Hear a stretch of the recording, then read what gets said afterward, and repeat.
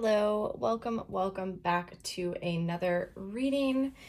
This is going to be an Is This You or Your Person reading where I dive in very specifically to someone's energy and kind of find out what's going on with them and why this message wants to come through from spirit. And then there will be an extended once we have a little bit more information about this person and the situation, and then what comes up in this reading will inform what we are going to dive into in the extended reading.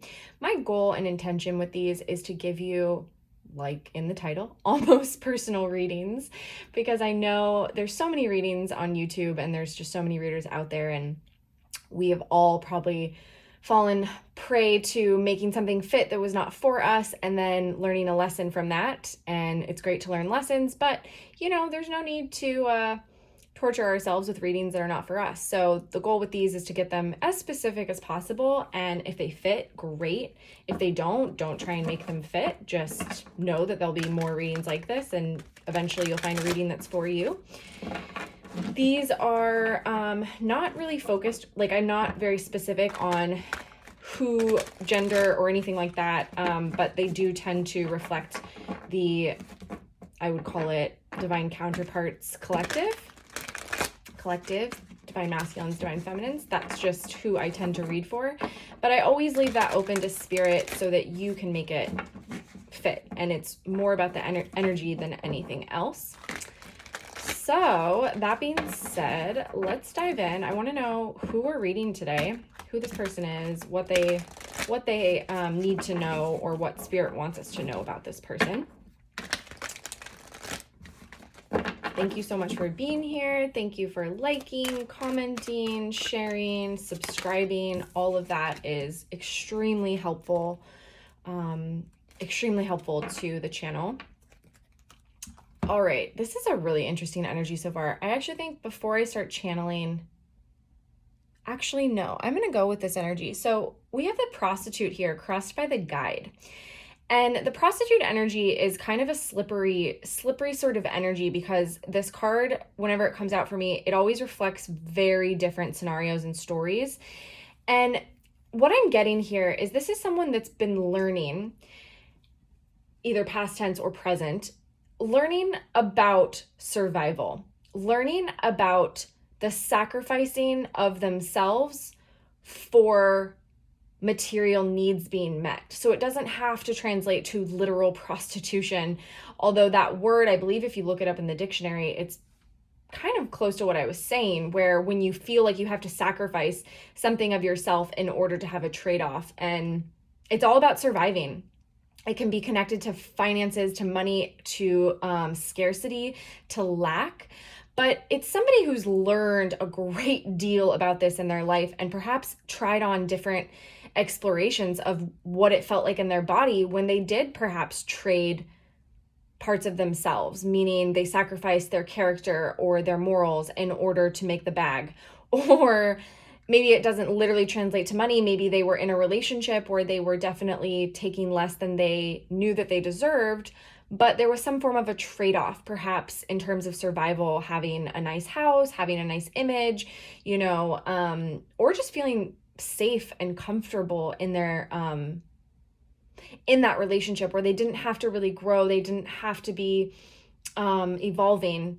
But this being crossed by the guide is a really interesting energy, because it leads me to believe that this is what this person is here to help heal others around. And so in order to teach or to guide, we have to understand fully through embodiment, through experiential learning. So this is somebody that's very, very familiar with this energy and has probably had many past experiences. I am getting a divine feminine energy here, because there is something connected to this feeling around, and it also comes up, gender is actually coming up as well. So take that or leave it. Don't try and make it fit, but I have to channel it this way just to express the energy I'm feeling. There is this feeling around, to survive as a woman in society or our culture, there's a bit of manipulation that's required, because it's like, it wasn't even until, was it the 50s or the 60s where women could start opening their own bank accounts?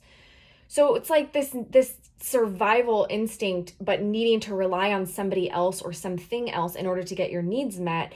And it's almost like that wound here is coming up. So this feels very past life for this person that I'm channeling here. It feels connected, and it feels like something that their soul decided to revisit in this life in order to heal, transmute, and to become this guide around it to really help others. I have the king underneath. So yeah, and then liberating.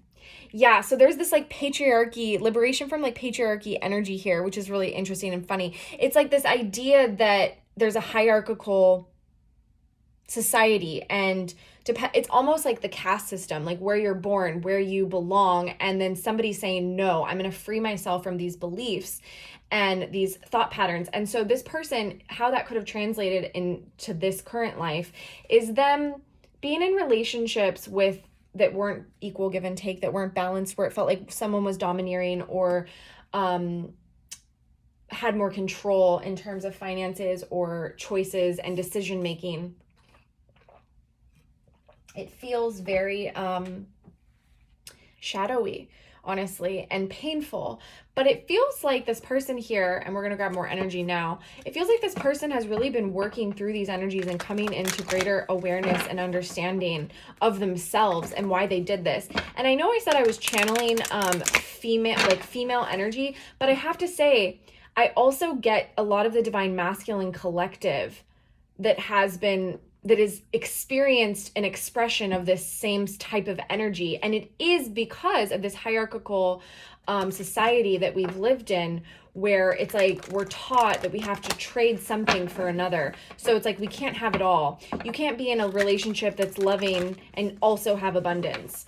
You can't be a career person and also be a very good family person.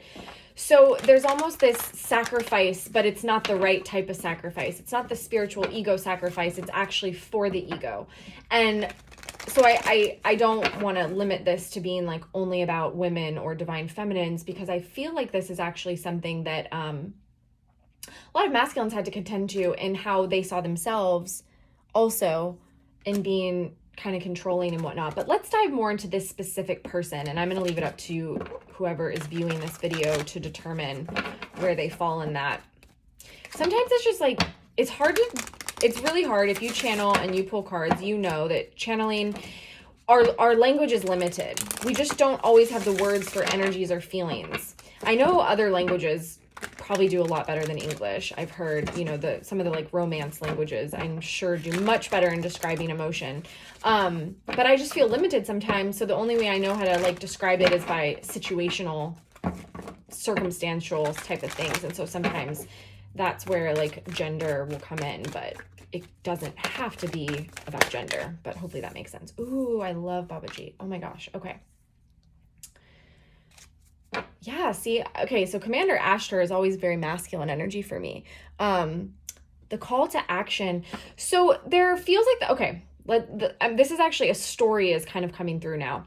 So somebody has really been reckoning with this energy within themselves, and they knew there was a change. It's almost like they knew they were unhappy, but they weren't willing to acknowledge that they were unhappy until they knew how to fix it, until they knew what the call to action was. So it was almost easier to ignore it and not look at it in the meantime, and to focus on other things, perhaps worldly material possessions and abundance here, then look at this energy that was actually driving the show, that was actually dictating how they lived and the choices that they made, the people that they decided to partner with in platonic relationships and work relationships and in love relationships, right? And all of it, the spirit is just highlighting here with this guide. Like there's so much energy coming off of this card here. Spirit is just highlighting the higher perspective and purpose to all of this. This soul, you always knew you were coming in to heal and to help and assist others. And maybe you weren't clear on why or how.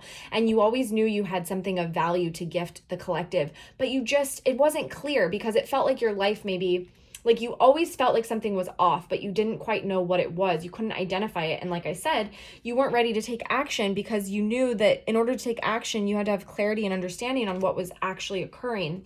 And so in terms of like, I also feel this person could have struggled with like, what's my life purpose? Why am I here? What am I supposed to do?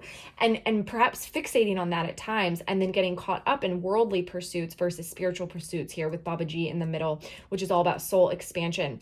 Baba G, a lot of mystics believe that that Yeshua is the reincarnation of Baba G. Like Baba G came first.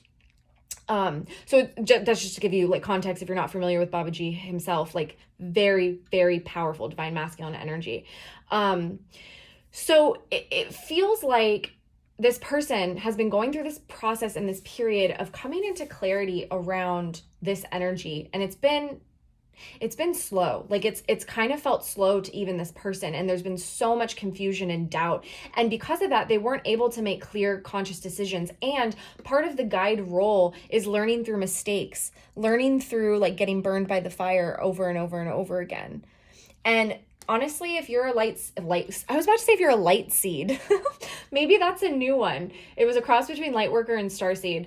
If you're a light seed, I kind of like that. That's cute. Thanks, Spirit. Anyway, so if you identify with either of those, you're probably not going to have the typical life that looks very clean cut and very like cookie cutter. You follow this pattern and path, and it's just easy. Check that box. Call it a day. It's going to look perhaps destructive and messy and chaotic from an outsider's point of view. So it's almost like you knew you were a guide, but then you would have that judgment that was the collective judgment on yourself, telling yourself, what the hell could I guide? How could I help anyone? I'm a mess. And that low self-worth and self-esteem actually caused a lot more of this repeating cycle with this sort of prostitution energy. This is very specific, but for some, they could have been very leaky with their sexual energy. So in the past, you could have been very promiscuous. You could have, and it wasn't from this like hedonistic sort of wanting to use people way. The purity of your soul was always intact. And it feels like it was actually more from a lack. I'm missing something. Let me try and find it in somebody else.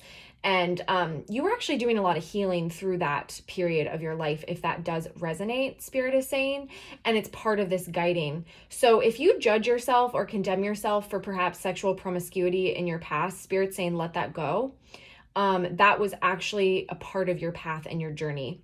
And something that might be interesting to you to look into and do a little research on is the sacred prostitute archetype, which roots back to a lot of the mystery school traditions where they were typically women, goddesses, temple goddesses, who would use sex and sexuality, sacred tantra and sexuality, to heal men when they would come home from war. Through that act. And perhaps this person, this is specific, so this isn't going to be everybody, perhaps you have a past lifetime of that. And so that energy, it's like energy always has an exaltation and a fall. So it's almost like this energy in your life, you've really had to work hard to balance this energy out, because the exaltation is exactly what I described, the healing aspect of love, the sacred prostitute. And then there is this like negative aspect of it as well, which is the sacrificing of yourself and not staying true to you and getting caught up in earthly, worldly, the distortion of sexuality, which is very prevalent in the third dimension. Unfortunately, our dimension has a very, very distorted view of sexuality. So it's you're gonna get caught up in that if your soul has this calling towards it, right? Towards that, the spiritual energy of it, if that makes sense. Hopefully it does. So yeah, don't judge yourself for that. Let that go. That was a part of your healing. You were actually healing a lot of those people, even though you were on your own inner journey of healing, where you were kind of learning how to become sovereign within your own sexuality and not needing somebody else and not feeling like you have to give of yourself in order to be worthy. That's a big, big one. And this could translate for some as well, not in sexuality, but in your work life, in your career, where you were always taking subservient sort of positions, and you could have even been in a managerial like leadership position, but still subservient to something outside of yourself. It's kind of like the man. Whenever like we have this, a lot of people have the wounding of the man, right? I'm like, how do I describe the man? I mean, I'm sure you know, but I know if people like speak other languages or come from other countries, maybe I'm trying to find a way to describe it. It's like the boss guy that's always like messing up your life and always trying to control you type of energy. So it could have shown up in that, and it could have been within yourself. Like maybe you worked for yourself and you were your own boss for a lot of your life, but you were being that like man, the mean man guy to yourself.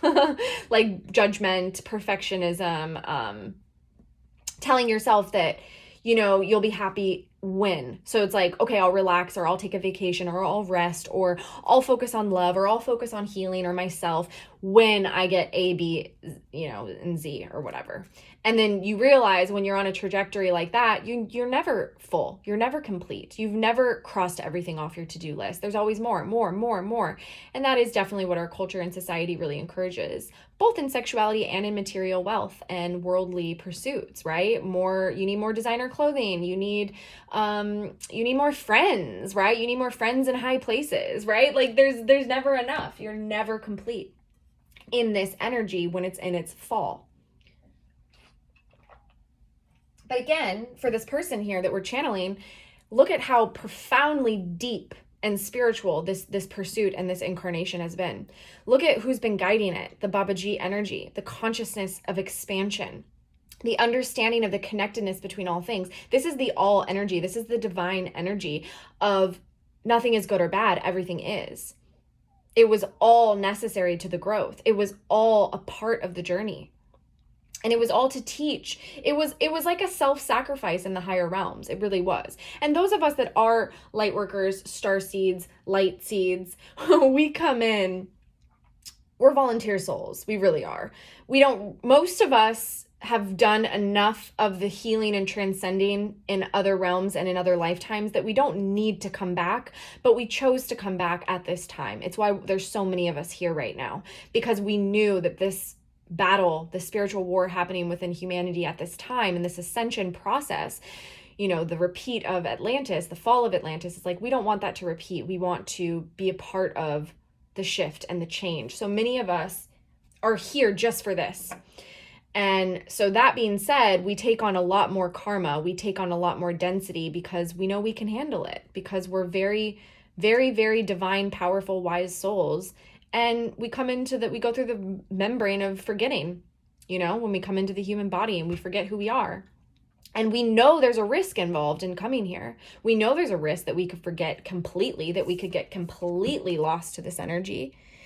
And for those of us who have divine counterparts, that's part of the beautiful gift that we offer one another, is to help one another remember. And that's soul family. That's not just divine counterparts. That is also your soul family that helps you remember the earth angel energy. We're all here helping one another awaken and remember who we truly, truly are and what our divine birthright is. And that we're actually here to help. We're not here to suffer.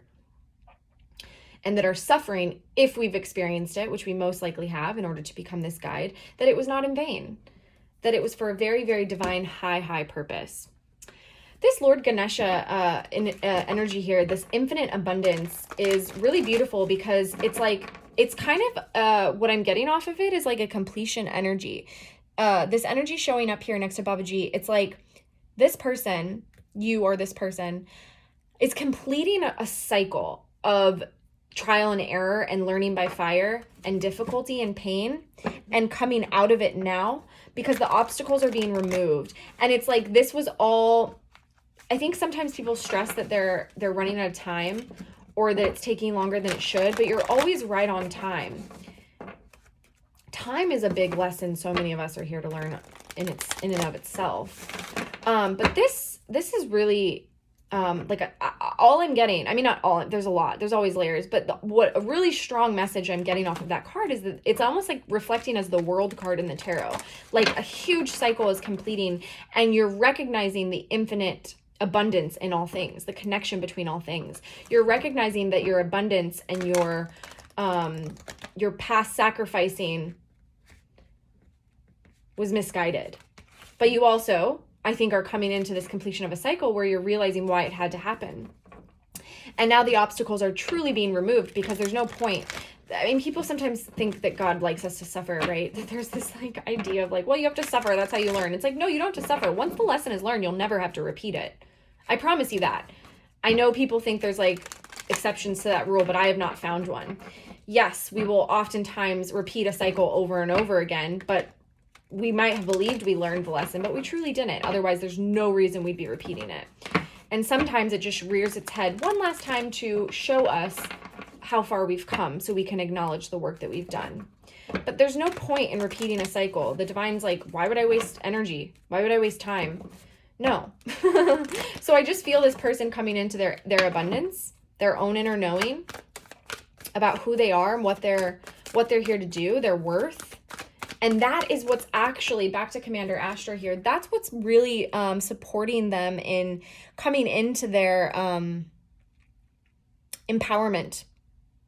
Lead by example, walk your talk. And isn't that the truth? Isn't that what all starseeds are here to do? To just lead by example? At the end of the day, it's not about the nuts and bolts or like the businesses you start or the charities you start or how many people you help or, you know, I mean, all that's great if you do that and you're called to that. But it's really about leading by example. Walking around in a very cruel, cold world that we're trying to form anew. Walking around with an open heart where it's seen as a risk to be open-hearted. That is the true gift we're leaving humanity. This is really interesting. So love is coming up here, and it looks like there's a lot of possibilities, and it's like, I get that this person, after all this healing, is seeing that the world is their oyster, and with spirit on the bottom of the deck, I'm supported and I can do all things. Blossoming abundance here. Again, a message about abundance. We also have the 6th chakra, the 3rd eye, Archangel Metatron. So there's a lot of spiritual energy coming in at this time after what could have been like a dry spell, if you will.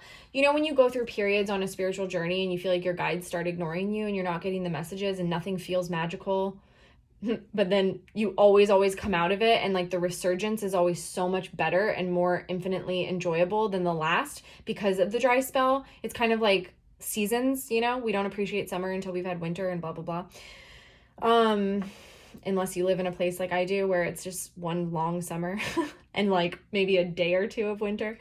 Okay, let's see. This is really, really interesting energy because it's so spiritual. There's so much strategy here. Oh, there's the tower underneath. I'm actually going to grab some clarifiers on this because this is really interesting energy.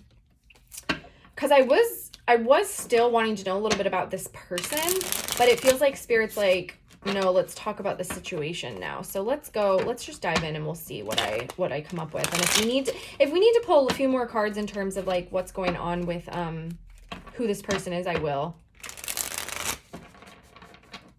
But I really want to know about this adjacent possibilities card. Oh my gosh, you guys, hilarious. So this deck that I'm currently shuffling to clarify, I just noticed, OMG, there was a card that was left in another spot on my desk before I moved it, before I set up for this reading. The card that was left, the single card that was left is the 4 of Wands. I'm just hearing happily ever after. This is like the 1111 twin flame card. This is celebration, marriage. This is like coming together after a spiritual journey, a very intense spiritual journey being in the Wands.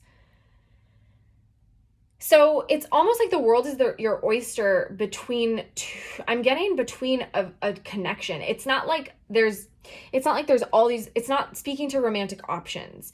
It's speaking to the end of other romantic options, 10 of Swords. So clearly there's a soul connection here with this person that we're looking at. And, you know, surprise, surprise. Am I right?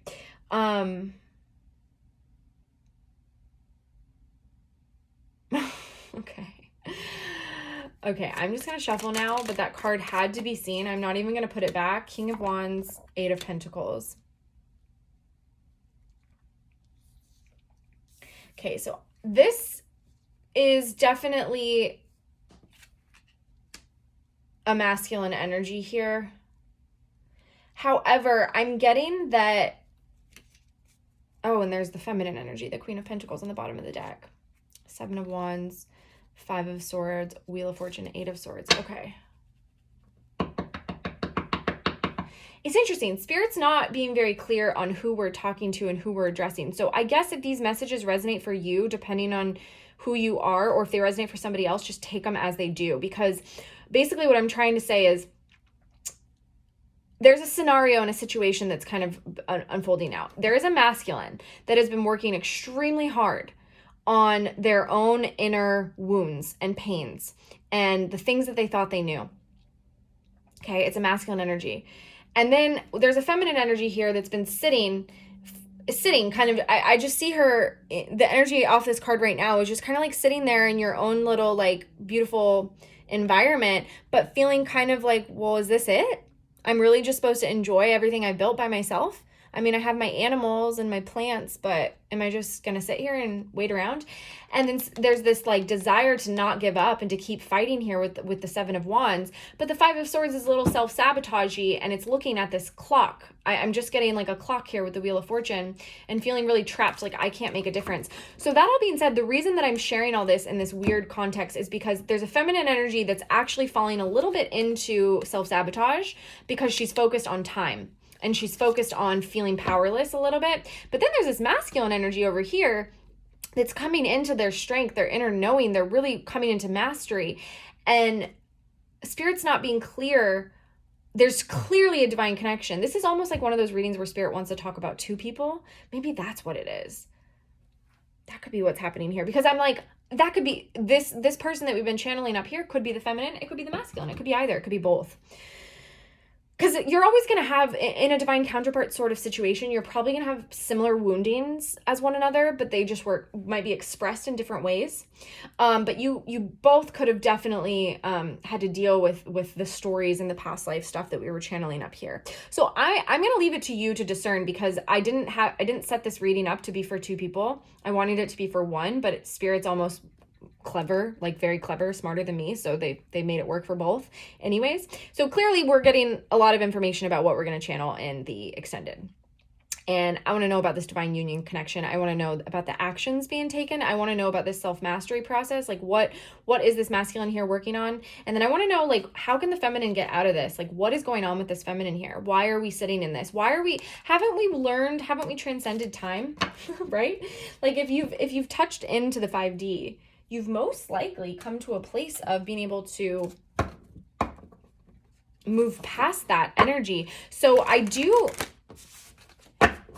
don't know, and I don't want to say this to like, I never want to say things to like instill any form of fear or doubt, but I almost am feeling like there might be a little bit of third-party interference.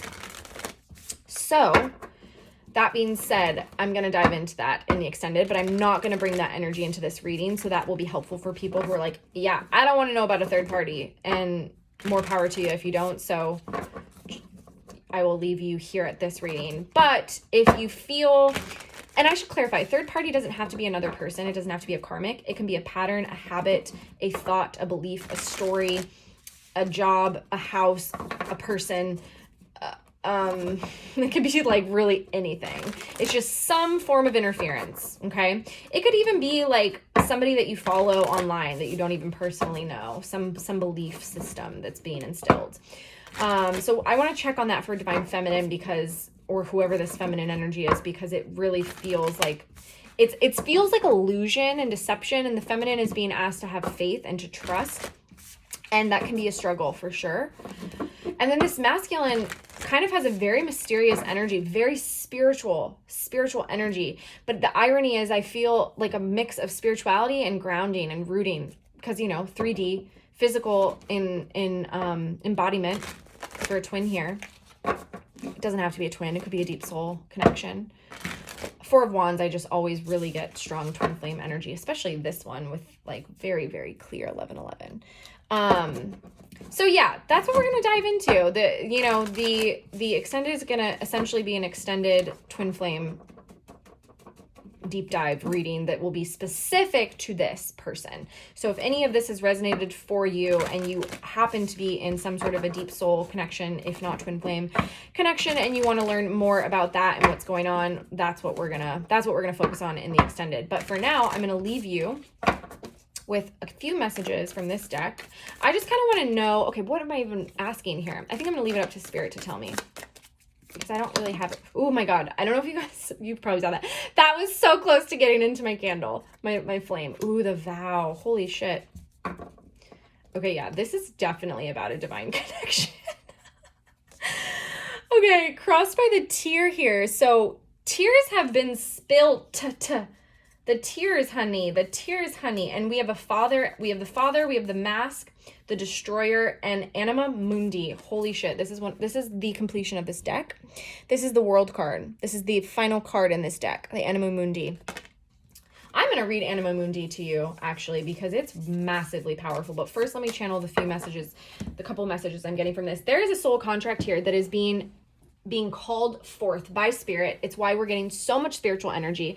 It's why Spirit is revealing some of the nooks and crannies and perhaps secrets about what this connection was, or I should say what the healing was that these people had to go through in order to come back into honor this contract and this union, to be ready for it. Communication is coming off of this card as well with this bird here. So there is this need. There's this need and this desire, and I can't help but feel the connection off of these cards of working very hard. It's like mastery in order to have the right words to speak, in order to get the words out, to say the right words. But I think that this masculine is getting a little bit caught up in that, the perfectionism of like, what is the right thing to say? But tears, all I heard when I saw this is like, the tears that have fallen were not in vain. So it's like, there's a lot of regret around the masks and the shadow self that was running the show, driving the car for a very long time in this connection, and perhaps for both of these people. We have the father energy coming up. So that's a very strong masculine energy. It's a lot around stepping up to honor, high honor. I also feel like there's a lot here, which I think we're going to go into in the extended when we dive into the masculine, around dismantling the old outdated modes of like what it means to be a masculine in the world, what it means to be a father, what it means to be a provider, and releasing this stigma and story that it's like you have to be strong and you can't, you have to be the provider, and that it's so connected and rooted to the earth. It's more about the protection on the earth plane, because the earth plane has all kinds of energies floating around. Spiritual energies, dark energies, light energies, all of the above gets into this plane. And the provider, the protector, is to shield from that. It has nothing to do with making money. It has nothing to do with looking good on paper. But unfortunately, in our materialistic views that we've fallen into in our distortions on this planet, so many women have fallen into that trap and projected that onto the masculines. And then the masculines have then tried to meet that and perform. And it's really ugly. It's the shadow, right? But this is what this masculine energy and collective wants to release, the destroyer here. This is like coming in and rebuilding. And it's a huge completion of a cycle, huge completion of the Anima Mundi. And agape here, I just happened to see the agape, which is the divine unconditional love. It's the love that transcends all. Okay, let me read to you Anima Mundi, and then we will move into your extended, if that feels right for you. Okay, the soul of the world, all that is. Anima Mundi epitomizes the principle, accept all, reject none. Simply put, it is the living soul of the world in all its multifaceted, multidimensional layers, bonded together by loving cosmic forces. Diversity is celebrated, multiplicity is honored, and nothing is denied embrace. Constructs of separation dissipate into the wonderful mess of shared consciousness. Anima Mundi is the link between the literal and the imaginal, the rational and the mythic. It is the connective fiber that makes life meaningful.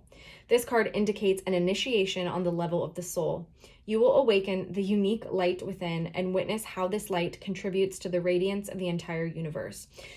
You will sense yourself as a critical note in the cosmic orchestra. Destiny is altered as you hear the enchanted melody of all living things. And then it says, tending to the sacred details of life. Yeah, and a soul contract is, if that ain't sacred details, my guy, I don't know what is. I have to say that the Anima Mundi card is really reflecting and connected to the Baba G card, the soul expansion. There's a lot of connected, linked energy of the all energy. Whew, okay, really powerful. I'm gonna leave you there. Thank you so much for being here and letting me dive into this energy, if it was your energy, and to read you.